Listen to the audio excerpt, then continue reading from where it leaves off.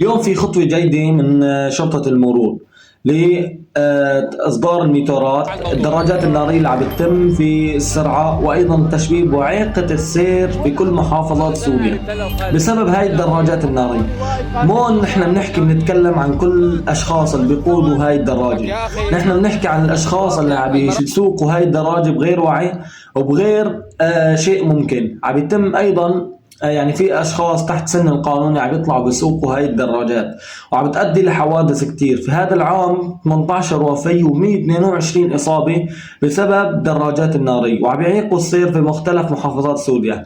شكرا لشرطه المرور، وبنتمنى هذا القرار يعني يكون صادر بس على الاشخاص اللي عم بتقوم بهيك شغله وبهيك فعل. وشكرا للاشخاص الضامنين مع هاي الحمله، ويعني عم يتبعوا هذا الاسلوب وبيتبعوا النظام السوري الجديد. وشكرا لكم، تحياتنا لكم، ونريد سلامة كل أهل بلدنا، تحياتنا لكل السوريين.